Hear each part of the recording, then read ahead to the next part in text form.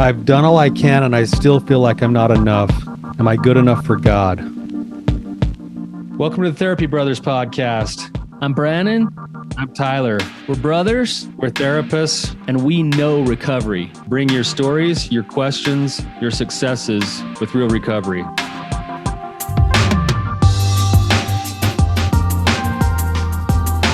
Hey, Tyler, you ready to have some hard conversations? Let's do it. Let the Therapy Brothers podcast begin. Hey, Tyler. Brannon, how are you doing, man? I'm doing okay.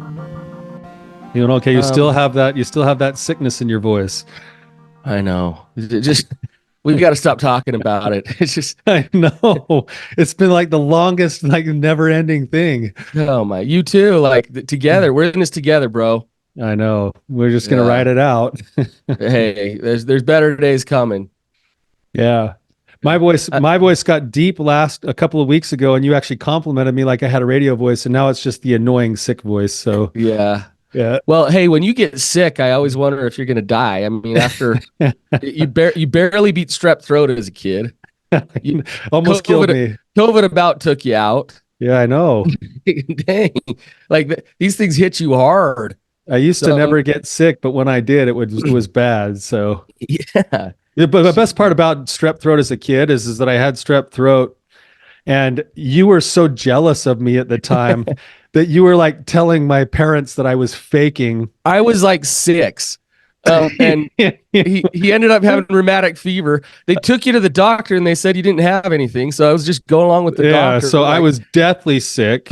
And then they took me to the doctor, and the doctors misdiagnosed it. It ended up as rheumatic fever. I almost died. And Brannon was like, he's faking. I love how the most traumatic part of your rheumatic fever and almost dying is me calling you a faker. I know. Exactly. Oh, you better go do some EMDR on that one, Tyler. I actually have never done EMDR on that. I might, Brannon. Thanks for bringing that up. Yeah. All right. Well, hey, we got an awesome caller today. So I want to get into his story and what's going on with him. Adam, welcome to the show. Hey, thanks. Glad to be here. If you could just give us a little bit of background, tell us whatever you need to tell us about you, and we'll go from there. Yeah, sounds good. Love the banter between you guys. Like I said before, I'm a big fan, and I've got 2 brothers of my own, and we do the same thing. Doesn't matter what generation. I've so a little background about myself. 31, single, never been married, no kids. Active member of my faith tradition of the Church of Jesus Christ of Latter-day Saints. Glad to be here. My stories, as far as my story generally goes, I've been going to 12-step meetings for about the last 12 years. So I started when I was about 18. I've done SA for LDS, Healing Through Christ, the church's ARP groups, the porn addiction specific groups. I've done individual therapy off and on for about the last 11 years, kind of gradually honing in on a particular practice that was more focused to what I specifically needed. Kind of like finding the right medical doctor, right? You need to find the one that understands your situation the best, I think. Currently, I think it was about 4 years ago or so that I came across the Betrayed Addicted Expert from one of my sponsors in a recovery group, which was Brannon's previous association, and then I started going to Brannon's clinic at Therapy Utah, and haven't regretted it since. I've had 1 or 2 therapists there, and I'm actually switching to another one just because, well, as we got into the question, I've done a lot of different things and kind of have a cyclical approach with recovery and healing. Lately, I've done a little EMDR. I kind of started an ART, or started a little bit into ART with going into trauma work, but then finances kind of got a little short, and then I was trying to do things on my own. Recently, I read through Wild at Heart, and I'm doing the field guide right now. I'm a little over halfway done with Fathered by God, which I consider to be Wild at Heart 2.0. I might eventually read by the same author and his wife, The Captivating, to help with dating and such like that. But So that's kind of a little bit of a background on myself. I've done a lot of different things. As far as, some of the worries and things that I'm going around is that I feel like I've been bouncing around from 12 step to 12 step group over the years, therapy, therapists, and I've been trying to figure out exactly what's holding me back. I've had different people, different therapists and sponsors that have kind of given me ideas of things that are holding me back. And I've come to this conclusion that, like per the question we have, that I feel like I'm not good enough for God, that lots and lots of rejection in dating. Recently went through a career change. I studied for about 8 years to do work in a particular field, and then I was underperforming in that, and then I switched careers. It kind of cornered me, and so I feel like I've failed in that, and so there's a lot of failures going around. And currently, I'm reading all these books, trying to kind of help me gain some traction. And I've got a new sponsor who I work pretty closely with, and he's a great guy. And shout out to my boys in the PG ARP group. But anyways, yeah. So that's a little bit of the background on myself, and I've got history of physical, emotional, and verbal abuse, kind of growing up as a kid. Parents divorced. I was kind of the parents divorced kind of dog that would bite you if you messed with me the wrong way, kind of thing. So a lot of stuff I could share. So I figured that would be helpful up to this point. Yeah. Tyler, do you want to start? Sure. First, I just want to say it's interesting with your background that you just shared that you've been in this game for 13 years, fairly committed all along the way to trying to overcome the actual pornography use. That's what it sounds like. Yeah. And I can imagine this is what's crazy about it is that with that continued commitment over 13 years, but never quite feeling like you get a handle on it, it actually reinforces the very belief that you're here to talk about today, which is something must be wrong with me, or I'm not doing it right, or I'm the broken one, or whatever else it is. It's like the more you work on to kind of put a play on some scripture here, it's like you've had a form of recovery, but you've denied the power thereof for 13 years. And that actually fuels the shame that leads to this question you have, or this wrestle that you have with a higher power of not being good enough. Right. Yeah. So I got a question. Oh, yeah, go ahead, Tyler. You go ahead, Brannon. No, because I'm going to take it down another road. So go ahead, Tyler. Mine. I was just making that observation, and then I was basically just going to ask you, like, with what you just checked in with here, Adam, if there's a theme that goes across not just your recovery work, but the other things that you mentioned, is there a theme there that's directly attached to the way you view yourself or your personal value? Well, the way that I view myself is not really a positive thing. I've actually shared this with family members, and a lot of them, it kind of hurts them to hear this, but I don't really have a lot of, like, there's that compassion itself, I think I learned about in one recovery group, where a little voice in your head that kind of reminds you of your worth and whatnot. And I've noticed mine's been turned way down. And so I have a lot of hatred towards myself and the person that I am, or specifically the things that I do. And so there's a lot of shame there, like you highlighted.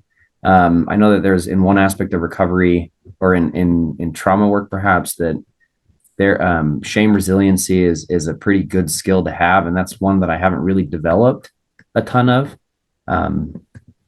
So as far as the common theme goes, I think I've just noticed there's a lot of self-loathing and victim mode mentality that hasn't really helped me get enough traction, I guess, as you said, that I understand, like, I'm gratefully present enough that I can see the 12 steps working for a lot of people around me in ways that I am envious of, but I'm not able to get that traction, perhaps because I deny the power, the real higher powers, they say in the 12-step groups, that maybe I'm just lacking that. And it could come back to deeper trauma stuff that I'm, things that I've been working on in Wild at Heart Field Guide, that the wounds that we have that are inflicted by society, by our fathers, by parents, by girls, whatever it is. um, I've been identifying those. And I'm sure certain those will come up maybe throughout the show, but I don't know. I hope that kind of gives a solid answer for you.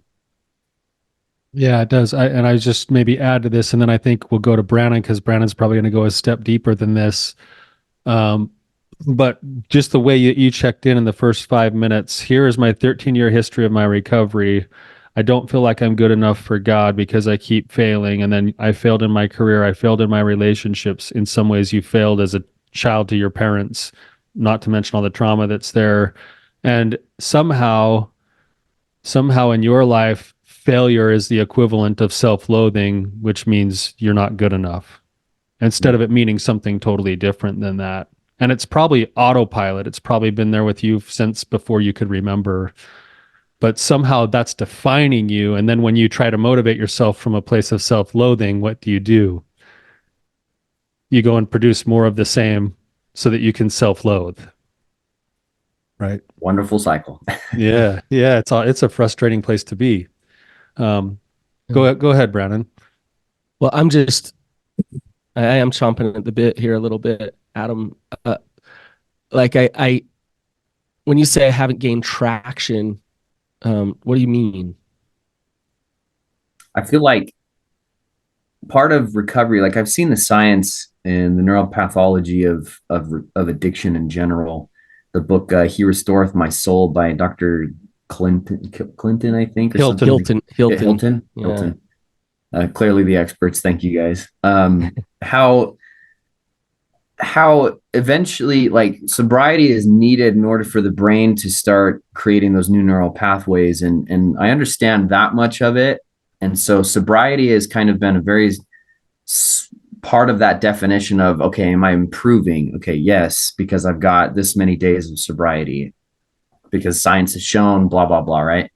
Part of me is frustrated because I see myself relapsing. I've been labeled a chronic relapser by some sponsors and by some people, that it happens so consistently that it's chronic. I'm not sure exactly how to describe it beyond that.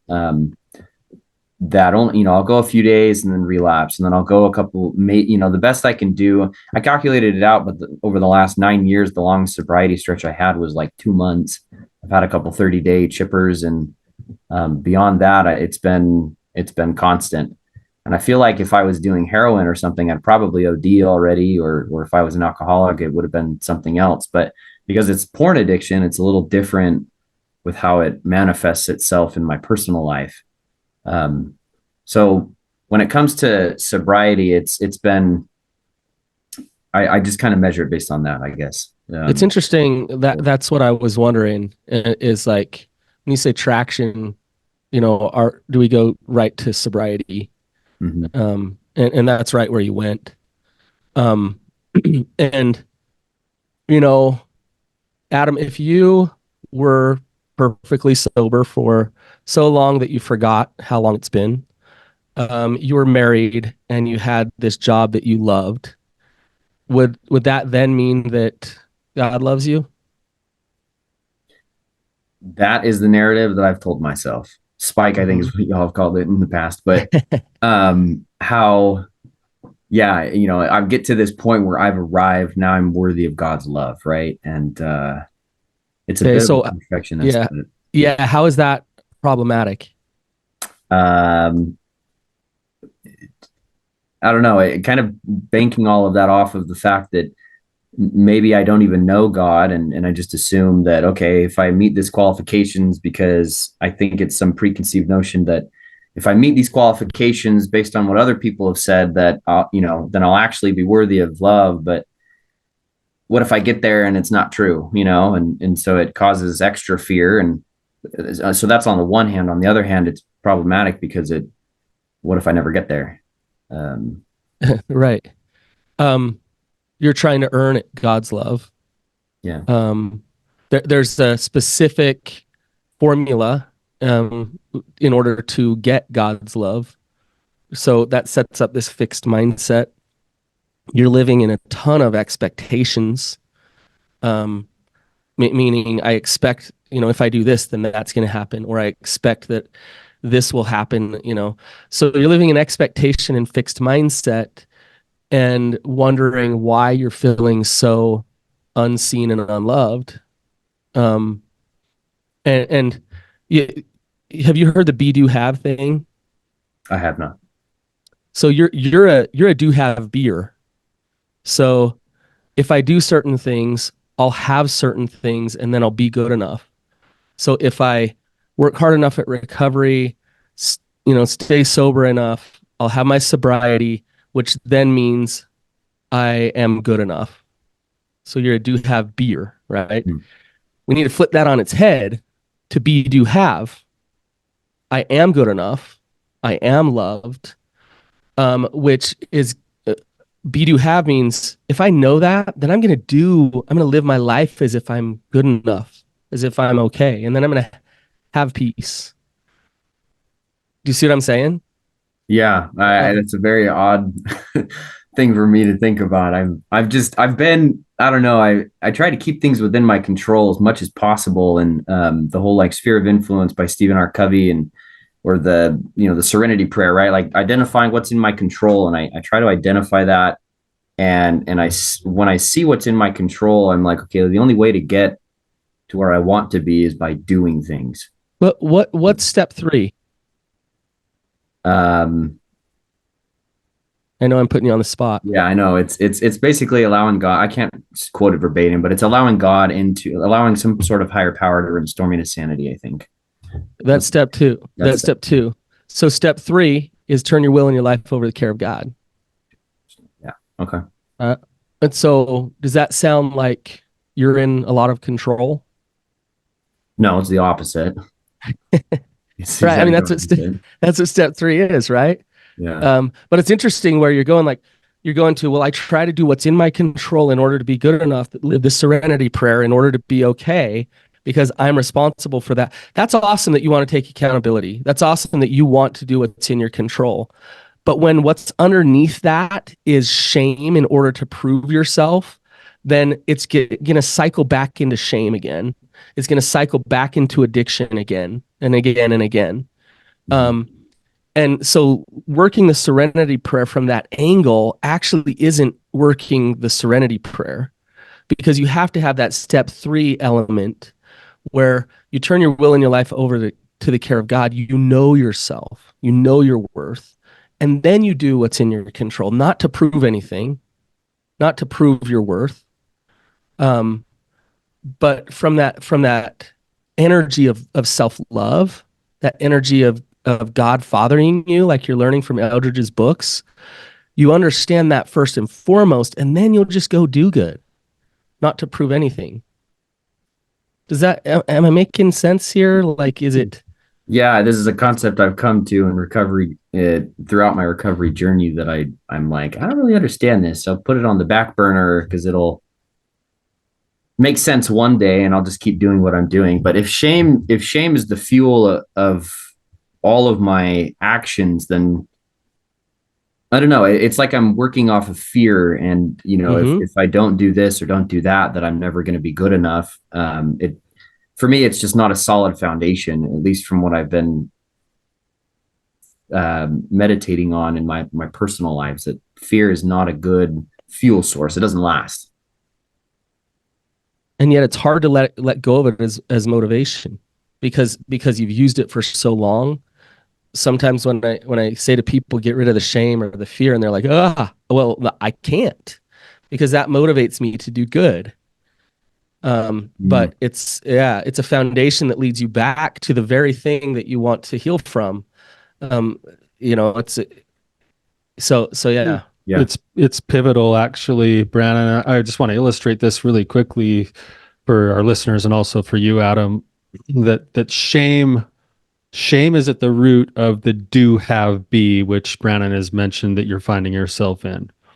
I will do all of these things so that I can have these things so that I can be good enough, right? But if you actually look at the 12 steps in order, and I'm just going to be just very quick with this, but if you look at the 12 steps in order, listen to what Brannon was talking about, the be, do, have.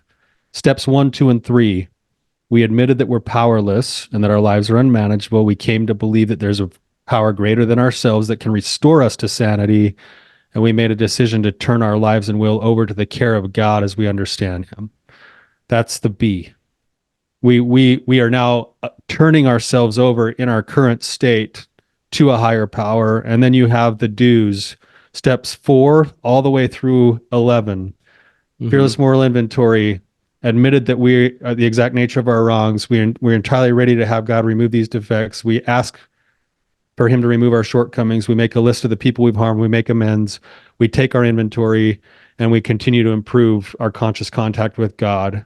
And then step 12 is have a spiritual awakening of these, having a spiritual awakening as a result of these steps. We carry out this message to other people, basically. Yeah. So the 12 steps are actually in that order of be, do, have. But shame and its twin sisters, secrecy and fear, they flip the script. And then you can go through this list of things and you're going to get stuck on steps 4 through 11, doing amazing, hard, good work. And by the way, changing your life without accepting the change that it's giving you, because you're still living in that fear and shame of having, I've still got this problem, which makes me unworthy of love. Right. Interesting. Yeah, I hadn't thought of that. I think Tyler probably deserves a gold star for reciting all 12 steps like that. But that makes me a good boy, Adam. there you go. Hey, you're good enough, Tyler. You did it. You're good enough. There you go. I think that makes sense now. The note, the be, do, have. I hadn't heard of that before, but so you're saying that I do have B. Well, the do have B, Adam, the do have B is the reinforcement of something. Like the actual issue. It's the reinforcement of a belief. Yes, is a lens that you wear, a belief that you have that stems from your trauma. And then stems from you acting out and reinforcing that belief as a child, which is more trauma, right? And so there's a belief system that says I'm not okay as I am. I need to earn this. Something broke inside of you at I don't know what age that told you you have to prove yourself. You're not okay. You will fail again and again, and you're just a failure. Yeah. And so that's the lens that you wear. And so now you use this recovery thing to get more evidence of that and reinforce that belief. And so you'll never actually get into real recovery. So do you see the lens, Adam? Yeah, it's like it's something so far. It's like something that I can see. Like everything that I want is within reach. Or at least it's within sight, but I can't quite reach it. It's always right there, but I can't quite reach it because I'm missing something. And I mean, I've identified a couple of things where the narrative spike, I guess you could say, started to plant his filthy feet into my mind and soul, where I started to tell myself, okay, I'm not good enough unless I do this, right? And you know, there was an incident way back when, and that involved I tried to be a singer when I was a kid and have that identity grow up. Growing up, I tried to like figure out what kind of style and you know, if I went on to like these awesome shows like American Idol or The Voice or whatever. And then my dad, being kind of the blunt guy that he is, I was like, Dad, I want to be a singer. And he's like, you're not that good. And granted, to his defense, he was right. I wasn't. Certainly I've gotten better over the years, and it's a skill I've honed in on with training. But I took that belief and I've just one after another, all these experiences where I remember in like the 5th grade, I went out with a girl, you know, the little puppy love kind of experience. And she ended up breaking up with me, you know, as 12-year-olds do, I suppose. And I told myself when it came to the dating front that, oh, I'm not good enough for girls unless I, you know, she ended things because I like, what kind of little boy doesn't pick their nose in front of other people and whatnot. And so I I got a nickname in the 3rd grade and it stuck with till the 8th grade. And in 5th grade, she found out about it and ended it. And so there was another case where, okay, if I had not done that thing, I'd be fine. So now I need to do all that I can to eliminate that habit, and then I'll be worthy for a girl, right? And so that belief system has just been stacked so much that I don't know how to get out of it. And that's part of why I came on today, and it's part of why I'm wanting to jump back into deeper trauma work, because I feel like there's just something that I'm missing, and maybe it's this do have be, or be have do, or be do have kind of thing. Who's doing this? Who's doing the stacking? When you say it's been stacked so much, who's doing the stacking of this, of reinforcement of this belief? I think it's me. When something happens, I just tell myself, okay, well, there's something else that, I relapsed again. Oh, and I relapsed again. All I'll ever do is relapse. Or if I get rejected, one rejection after another, and it just, I feel like it's me. I don't know if it's other people, but This is going to sound a little bit weird, and I like weird. So I'd like to know how it sits with you, and maybe it doesn't sit with you at all. But I wonder if you need your addiction and you need relapse so that you have a reason to be rejected in all of these other parts of your life. What would happen if you weren't looking at porn and you went and dated a girl and she broke up with you because you picked your nose? Oh. But if you were never worthy enough in the first place, if you've got a porn problem, so if she rejects you, it's your fault because you're not clean yet. What if you went and put yourself out there for another job and got rejected again, but you didn't have that to fall back on to blame for, like, not having a clear mind or not having self-confidence, or it's almost like you need the addiction to have the excuse to prevent you from facing what you believe, which is that at the core, you're unlovable. Maybe that's why I'm holding on to it. I don't know. I wonder if it's a subconscious thing that's not only coping with the pain in the moment, so it gives you that quick instant relief, but it's almost like you need it as the excuse so that you don't have to face what you think the facts are, which is that down at the core, from the time you were in 3rd grade or earlier, that something about you is so broken that nobody would love you if they just saw you in your current state. Yeah. That wouldn't surprise me, if I'm being honest. That, I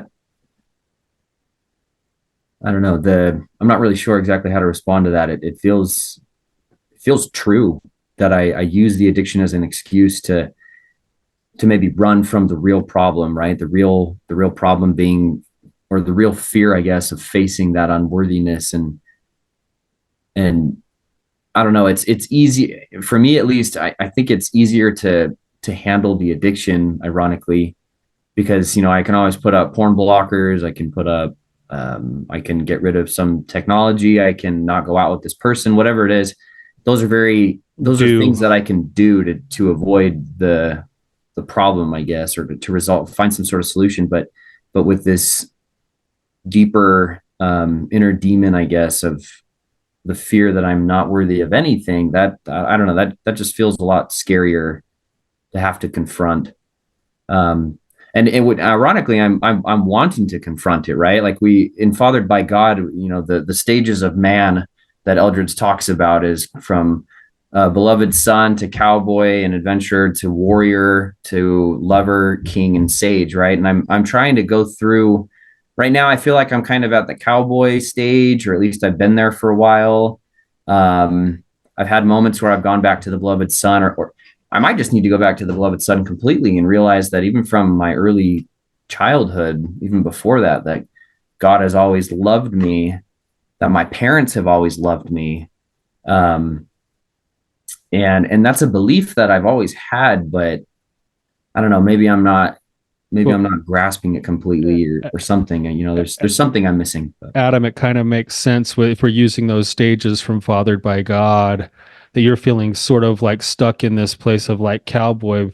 Just with the little information that you've just given us, you in the chosen son stage and transitioning into the cowboy stage, You were subjected to some significant trauma at school. You were subjected to some trauma from you, just this story you told about your dad, of all places, the wound coming, you're not that good. But like, don't, just a child doesn't hear the message of like, hey, the singing might not be your talent. The child hears the message and goes, oh, so it would make sense that you're kind of in this kind of stage in your own life of battling between the chosen son and the cowboy stage, because that's where the wound lies. That's where the transition started to happen from. You were born. When you were born, were you worthy of love, Adam? I presume. I mean, just by being born, any human being who's born is probably worthy of love. Can we agree on that? Yeah. Oh yeah. So something between you being born and, let's just say, being in third grade, something changed inside of you that made you unlovable. Why? I don't know. I don't know. That's a good question. We might have to do another 6 podcasts on to get to. um, I think. I mean,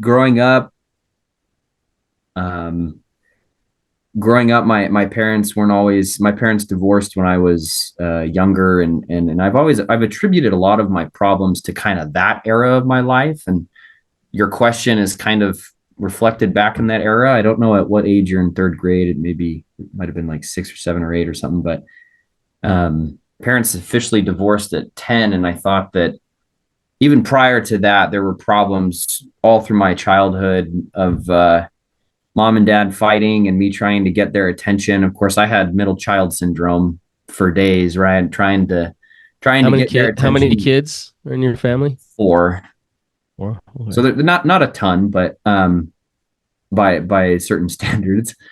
But I don't really know the answer to that question, which is kind of saying something, because I'm usually one with chock full of answers and useless information. But I don't really know the answer to that question. I think that would be something worth diving into more.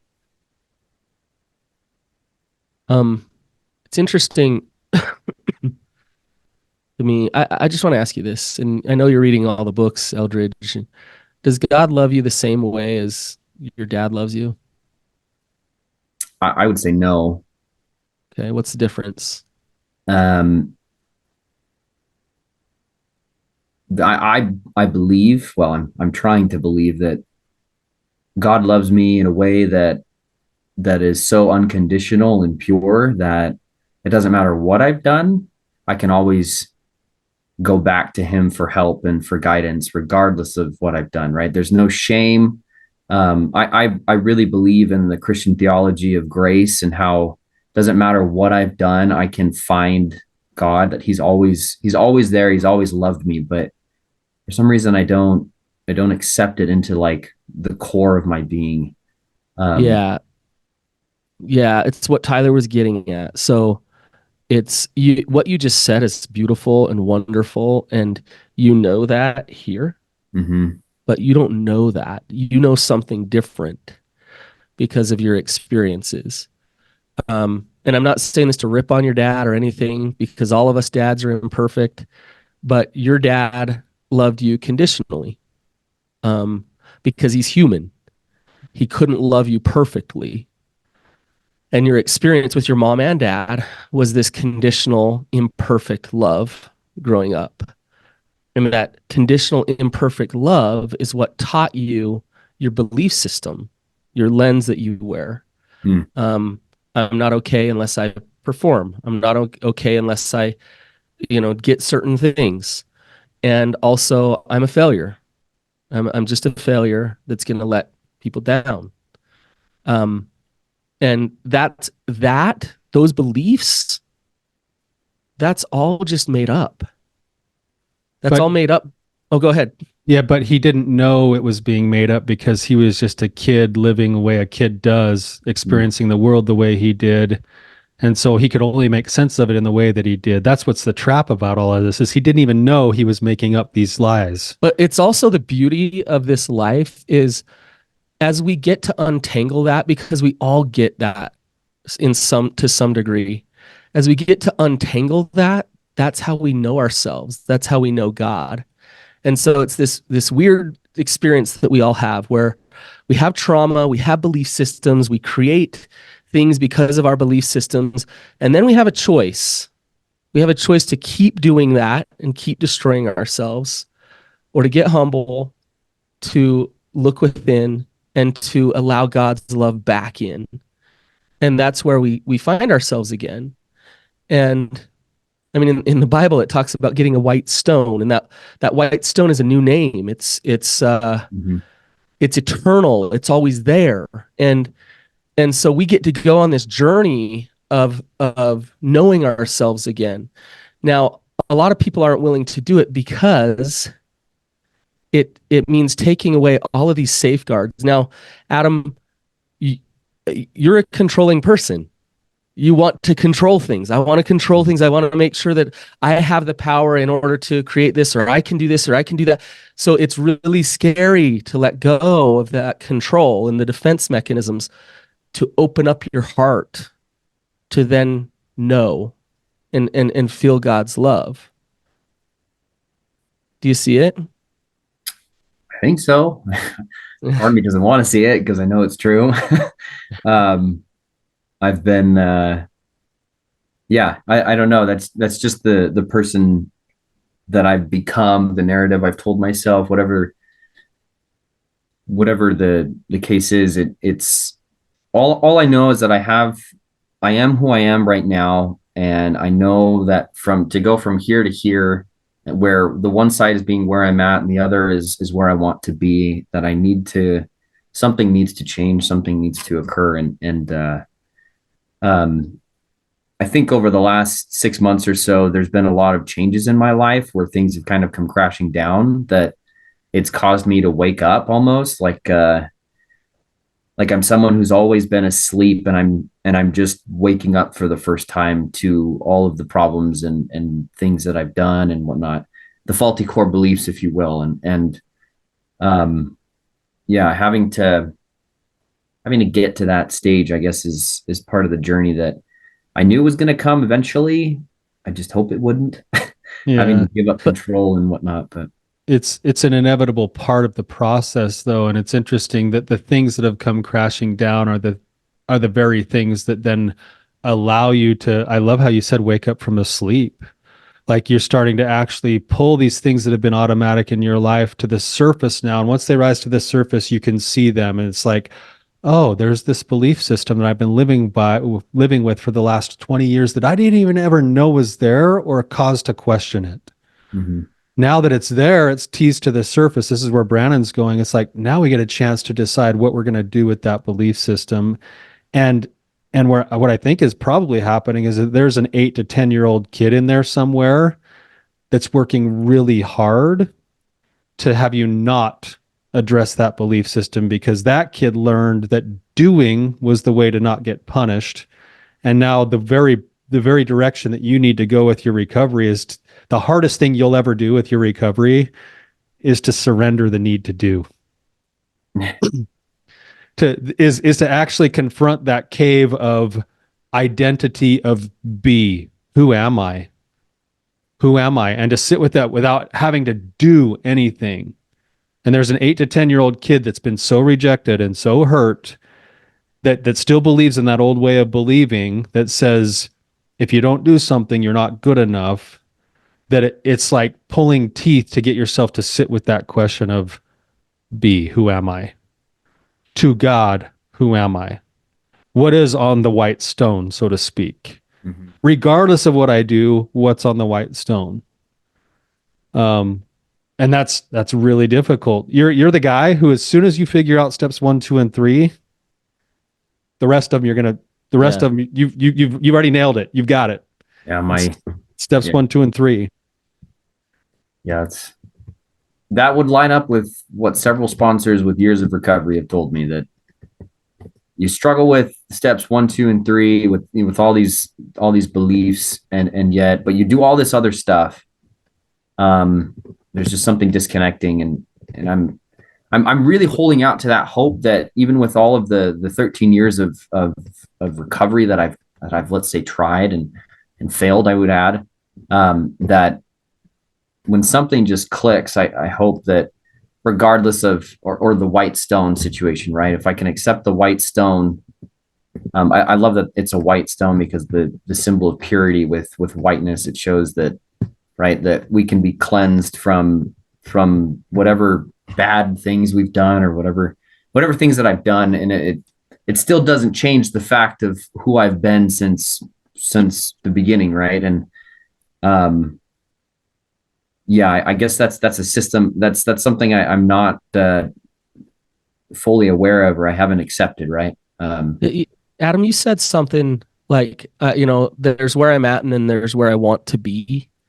And that's concerning to me because what I'm hearing, that lens, that perspective of this deficiency model. I'm deficient. When you first opened up and were telling us about you, it was you going through the list of all the ways in which your life hasn't become what it should be, and how you failed. And so, my career, I tried this career for a long time, and I wasn't good at it, so I had to shift, and trying to get married or relationships haven't worked, and my recovery, failure, right? And it's interesting because I could hear your story and I could hear success, growth, resilience. This dude's a badass. Like, holy cow, look at him. And I can give you specific examples of that just from the little bit that you told me. Now, you're going to be uncomfortable with that because you want the story of I'm failure. And it's what Tyler was saying. There's something inside of you that says, I want to play that. I just want to keep playing that tune in my head. And how could I say you're a success? How could I say you're resilient? Because I haven't given up, maybe. Heck yeah. Yeah. Yep. For you being here today, holy cow. You started recovery work. How old were you? 18. You know how many guys do that? Not a lot. Yeah, you did. Not yeah. Right? Yeah, I try to avoid tuning that horn a lot of the time. Did you actually get a sponsor? And did you actually call a sponsor? You know how many guys don't do that? Like, you were in the top of what you're doing for recovery. And you're looking at, but I'm a chronic relapser. So it doesn't matter. All this stuff that I do, it doesn't matter because I continue to masturbate or whatever. And so you look at the evidence of, see, I'm the failure. But if we take a zoom out, we can look at this and say, Adam's the freaking man. And always has been. Is that hard to hear? Well, go ahead, Tyler. Yeah. Could I ask you, I want to go along that same thread for a second. Can I ask you from your Christian perspective, what's the purpose of this life, Adam? For me, it's to grow and to become. It's to grow and become what? All that he's intended us to be, like he is, right? Okay, to become like him. Yeah. Okay, I agree with you. That's kind of how I see the world, and the way that we understand the world as Christians is that we come to a world that actually is fallen. Is fallen. For what reason? I would say for us to realize that we need him. Okay, it's to actually help us to come to know him through our experience, right? I've shared this a long time ago on the podcast, but I want to read it to you from that perspective. And what did God provide so that you could come to a fallen world and have experience? I would say is his son. He provided his son, the ultimate source of grace that you were talking about earlier. It's Jesus Christ, yeah. Right. So and Jesus Christ came and he basically filled in all the gaps. He filled in the gaps for all of your future relapses already. Yeah. Yeah. Yeah, so it's already there. It's already been paid for. You can go relapse and it's already been paid for. Now think of it from that perspective: grace, experience, coming to know Christ, trying to understand who he is, and go along with what Brannon just said. To C.S. Lewis, it says, no man knows how bad he is until he's tried very hard to be good. A silly idea is current that good people do not know what temptation means. This is an obvious lie. Only those who try to resist temptation know how strong it is. After all, you find out the strength of the German army by fighting against it, not by giving in. You find out the strength of the wind by trying to walk against it, not by lying down. A man who gives in to temptation after 5 minutes simply does not know what it would have been like an hour later. That is why bad people, in one sense, know very little about badness. They have lived a sheltered life by always giving in. We never find out the strength of the evil impulse inside us until we try to fight it. And Christ, because he was the only man who never yielded to temptation, is the only man who knows to the full what temptation means, the only complete realist. Is it possible that your 13-year struggle, that every time you relapse, it's an opportunity to actually know God better, to come to understand him? That the battle that you fight every day is actually a way of emulating him? I hadn't thought of it that way before. Yeah, I hadn't thought of it that way before, but I know I believe in one spiritual devotional I heard once that when we are in the trenches per se, trying to lift up the poor and needy and mourn with those that mourn right and all that, that we are standing shoulder to shoulder with Christ. And I think that's how I don't know, that came to mind when you shared that. Yeah, I mean, if I just sit on the side and let like lay down on the ground and let the wind come over, I don't really know how strong the wind is until I stand up and um experience that. You've been standing up. You've been standing up all along. That's what Brannon's point is. Inside of a really difficult thing. For you to appreciate yourself for doing that. For you to realize who you are on a soul level for doing that, and to stop that narrative of, see, I'm just a failure. See, I'm just a failure. That's all I am. But so when we talk about be, do, have, the be does not mean you have to do something to then be okay. It means right now, in this moment, be for Adam right now. Who is he? Who is he as a son of God? Who is he as a warrior for God? Right? Right now. He is a work in progress. If you masturbated this morning, right now, in this moment, right now, you're beautiful, you're amazing. You are loved beyond comprehension. And I can tell you this again and again and again. The way that this sinks into your heart, do you know how it does? Humility? I don't know. You have to act against the systems that are getting in the way. You have to strip back the trying to prove yourself. You have to love yourself even if you fail. Fight it. Yeah. So, okay. Adam, we're running low on time, man. Sure. I hate to end this discussion because I feel like we could go on and on with you. And all good. I've really enjoyed talking to you and hearing about your struggles, but also the feeling of openness that you have about looking at things differently. So I'm definitely not the judge and don't want to add to your own false beliefs, but you're a good dude, man. Like it's been a pleasure to visit with you today, and thank you for your willingness to come on and share the way that you do. Yeah. Well, thanks for all that you guys do for brothers like me and for the women and those that struggle. You know, it's really nice. I enjoy what you guys do. So yeah, well, thanks, keep going. Keep up the great journey that you're on, Adam. Even in the difficulty of it all, it can be a beautiful, wonderful journey. And you are, without knowing it, you are transforming yourself on a daily basis. You're just focused on the things that are bringing you down instead of the ways that you're changing and growing. So, for everyone else listening, if you hear that, if you feel that, if this makes sense to you, or you know somebody who would really relate to what Adam just shared here, please pass it along. Please share it. Throw a shout out to him in the comments or something. And until next time, you guys keep on keeping on.